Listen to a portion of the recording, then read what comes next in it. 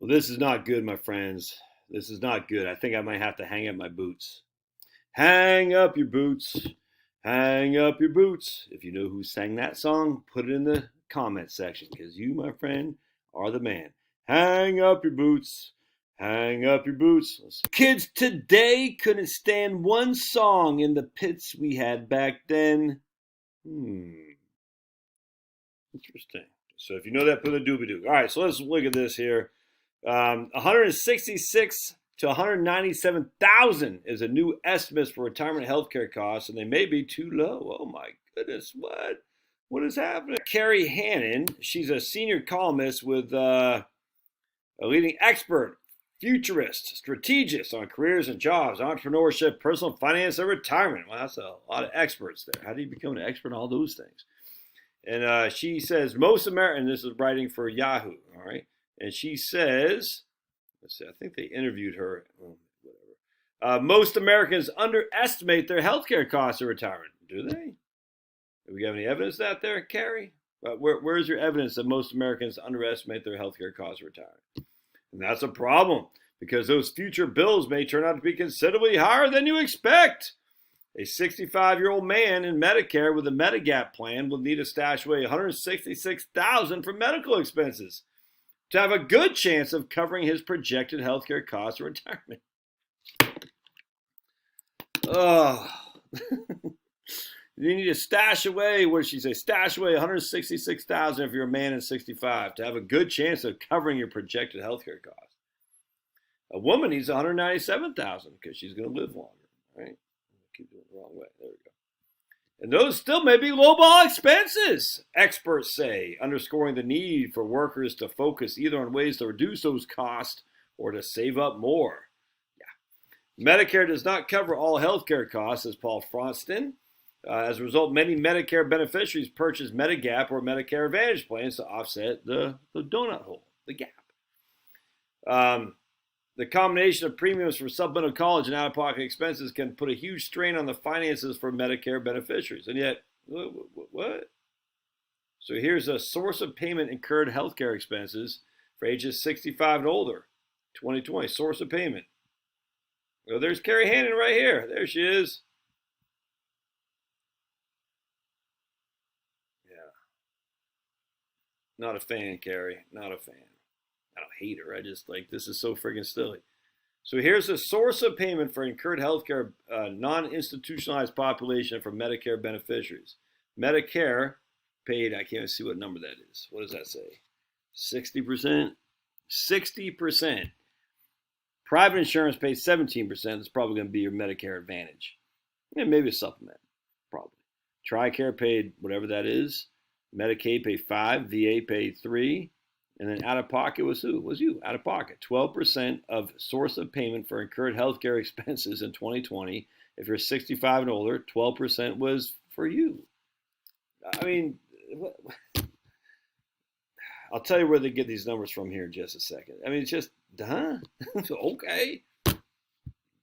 Let me just read you something here real quick from my soon-to-be published book. Jonathan Clements, in his Money Guide book from 2016, which is actually a great book. I take shots at Jonathan Clements on occasion, but that book is fantastic. Highly, highly recommend. I don't know if he's got an updated version. I don't know. If I remember, I'll put the link in the show notes so you can buy it, and I get that sweet, sweet 2% Amazon commission.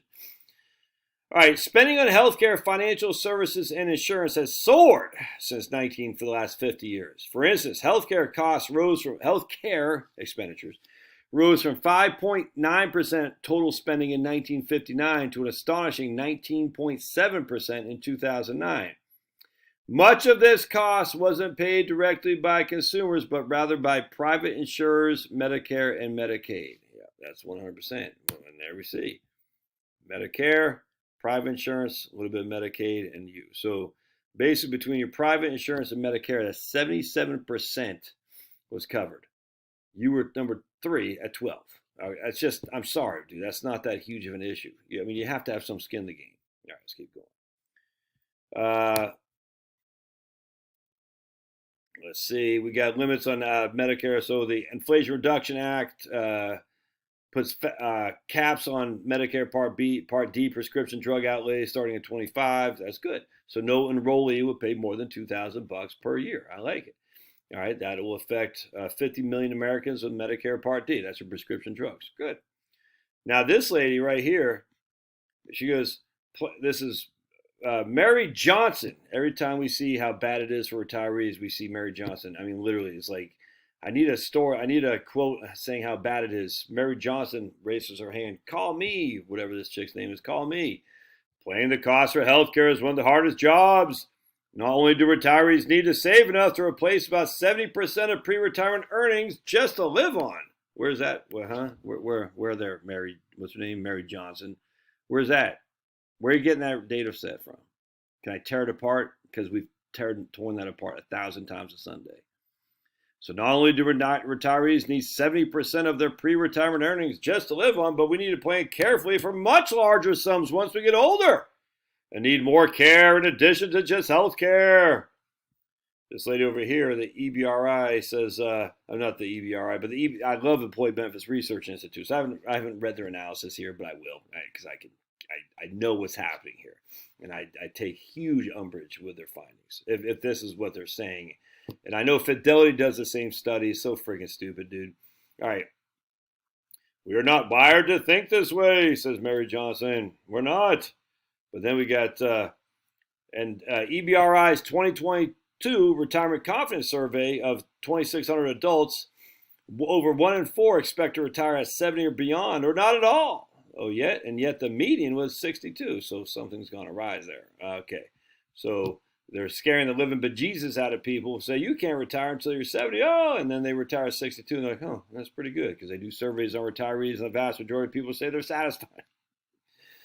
All right, the EBRI projections are wildly conservative, says Melissa Clownhill, who co-founder of the Medicare advice website 65 Inc.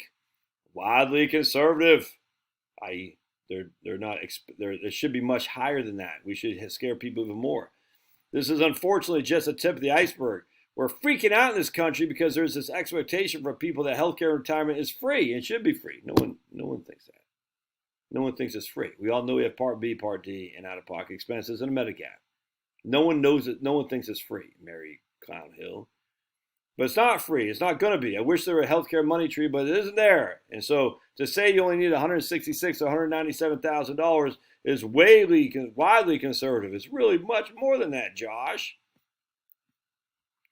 Let's keep going. Let's see what here. I suggest you fund your significant increases in healthcare. You should start contributing to your HSA, i.e. put more money away so the clowns can manage it for a fee, of course. So add more money, contribute more. Oh, then what else? Working longer. If workers receiving health benefits and a paycheck from their employer choose to work past the 65 and postpone enrolling in Medicare's Part B and D, they will need to have socked away less. Okay, always work longer and save more. Okay, that's great. All right, finally, there's another sizable cost cutter. Relocating for the next chapter. It can vary where you live. Okay, so I want to just share with you something here from my book, which I will link, and then if I link this, I'll link the other book too. You can retire on Social Security. Let's see how many people type in Josh Scanlon books, and I spelled my name wrong. And then we go right here, 337 reviews. All right, cool. With an average, what's that, 4.25 or something like that? Yay for me. That's actually got more reviews than my tax bomb one. Fantastic. All right, let's take a look here. 337. Good. I like it. Let's see what people are saying about your old buddy Josh, shall we? Oops. It's good. All right, let's go to the newest first. Most recent. Let's see. Good. Says that guy. Okay. Don says, feel better about Social Security. Aram says, very interesting and practical concepts. This is not the first book I bought from this author. I follow you on other networks when you have other channels. Good. It's a printed website. It's just a printed web. It's not a website. It's literally a book. It's just a print. Even contains the underlying URL links. Yeah, because if you have it on Kindle, you can click on it. Okay, 4 to 58. Informative and eye-opening. Like the detailed explanation about how Social Security works. Get this book, says Barbara A. Thanks, Mom. All right. Anyway, so let's keep going. So it's a printed, what? I mean, it's literally not a printed website. It's a book. It's okay. All right, so let's go to the chapter I have on not medical bankruptcy is medical costs are bankrupting America. That's wrong. The truth about medical costs and retirement. All right. Every year, Fidelity releases its study on the cost of healthcare, just like we just read right there. This is from EBRI, so I guess they're getting in the game, I guess. All right, and then we're going to go back to Jonathan Clements, who I already cited here, but this is this other book where he says, and he wrote this at 4:30 a.m. Now, I think he's from the UK, so maybe that's why he wrote so early. But anyway, a 65-year-old couple retiring in 2019 will spend an average of $285,000 in today's dollars on the retirement medical cost. The figure doesn't include long-term care expenses. Ooh. We already talked about though. Insurance pays the vast majority of that. All right. And here we go. And then what does Fidelity tell us? Just like this other lady, is literally just regurgitated shite. To help fill a gap in saving for healthcare expenses, this is what Fidelity says, consider increasing contributions to your tax-advantaged accounts and working longer. Invest more money, work longer. Yeah. Let's keep going here because I think it's interesting.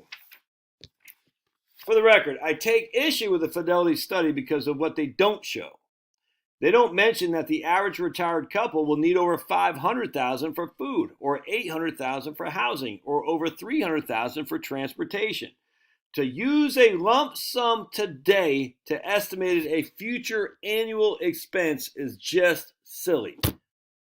You need $500,000 today to cover your food cost. Secondly, why focus solely on healthcare? After all, healthcare is not even close to the biggest expense retirees will face. Well, because no one would take seriously a study or an article that declared the average couple will need $500,000 over the course of retirement for food. People know they have to pay for food, and that food is a daily cost. So there isn't a fear of the unknown that exists with food like with healthcare. And that's the rub for me. They are preying on people's fear of the unknown. Right. Healthcare is not even in the top 3 expenses for those households over 55. It's only when the household becomes over 75 does it become a top 3 expense. And even then, it's just a tad more expensive than transportation and food, and yet still well below housing. So you should say you need $800,000, the average retired couple, or else I hope you got that stashed away, like that lady said. All right, so let's take a moment to identify how these guys come up with these things. The average 65 plus retiree should expect to spend about $5,000. I'd say about $6,000 now. $5,000 a year on healthcare costs. Right? We got Part B, we got Part D, we got Medigap, or if you're doing Part C, that's fine, and some out-of-pocket costs as well. All right, so we need $5,000 a year, and we're going to basically net that out, net present value, inflated at 5.5%. We're going to say you need for $5,000 a year or $6,000 a year, let's say a 5.5% inflation rate, which is what I use in Right Capital, and we're going to net present value, say over 25 to 30 years of retirement. That would be this $165,000 you need today. Again, why focus on this just one cost though? You need to eat every day, right? How much does that cost? If each meal costs you $5 a meal and you need 3 meals a day, that's going to spend $54.75 a year on food. So why the fear mongering only on healthcare? Well, we just told you. And then what about long-term care costs? Healthcare costs are expensive. You should be worried, and that doesn't include long-term care. The thing is that even Jonathan Clements even says 6% of retirees spend over half their income on medical bills. 6%. That is the point. That is the point. I mean, 94% aren't even spending half their income. In fact, the average is, I think it's like the median is like 12. I think we are talking about 12 or 15. I can't remember. I think it's 12%. So we have 6% are the outliers. They spend a boatload of their money on healthcare costs. Well, it might be because they're in the last 2 years of their life anyway, in the nursing home, where all their money is going to the nursing home. You see what I'm saying? And that's what happens, dudes. As you get older, the last 2 years are where the costs come. We just all know this. It doesn't come when you're 67. if there's going to be significant expenditures, it'll be the last 2 years of your life. Oh, and lo and behold, the EBRI did us the favor of showing a study where the median cost for healthcare was, hold on a second, I'll find it, for long-term care.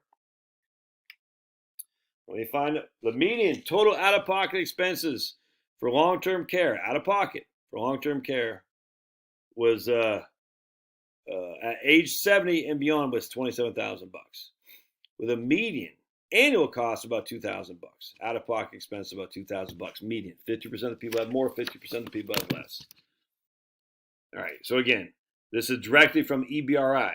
For the majority of surveyed people, out-of-pocket healthcare costs, out-of-pocket healthcare expenses are not high as commonly believed. Unlike that lady who said most people underestimate their costs. No, most people overestimate it. For those who die after the age of 95, the median cumulative out-of-pocket expense at age 70 until death is slightly above $27,000. That's if you die at age 95 or beyond. The median is $27,000. All right, it's just with a median annual expenditure out of pocket of $2,000. But the out-of-pocket costs are catastrophic for some. Exactly, some do have significant catastrophic expenses. The 90th and 95th percentile spend nearly $172,000 or $269,000 on out-of-pocket healthcare costs for those who live beyond 95 and who are in the 90 and 95th percentile. Nursing home expenses are one of the biggest contributors driving the skewness of the distribution. Again, the outliers skew the averages. Without out-of-pocket nursing home expenses, the 90th and 95th percentiles for those who die at age 95 or later drops to nearly $96,000 or $154. Thus, as I say in my book, there is a small minority of folks who have a big out-of-pocket healthcare costs, and the primary reason for such costs are nursing homes. Essentially, if you can stay out of the nursing home, there's a significant reason to believe that your out-of-pocket expenses in retirement will be reasonable. Yep, know what I'm saying? I stand by every single word I said. For all surveyed people, the median, 50% have more, 50% have zero. The median out-of-pocket nursing home expense is zero. Median. Meaning 50% of the entire survey had no out-of-pocket healthcare costs. Nursing home costs, excuse me. Get the book, dude. It'll alleviate a lot of these concerns. More to come, because in my next book, I even go deeper, because we have more modern knowledge, because this was written 3 or 4 years ago. Dude, if worries about healthcare is keeping you from retiring, you're not doing yourself any favor, because you're actually making yourself more physically ill by staying a crappy old job with all the stress. Stress is a horrible thing. You got kickback stress, dude, and just sit there on the beach, look at the pretty girls going by, and saying, yeah, dude, you got your little alcohol-free pina colada, you got your beautiful wife next to you. You don't look at the beautiful girls going by, because you'd be looking at my wife, so don't be doing that. But anyway, you're just sitting there on the beach enjoying life, dude. That's a way to lose the stress and expand your life expectancy. Love your thoughts. We'll see you.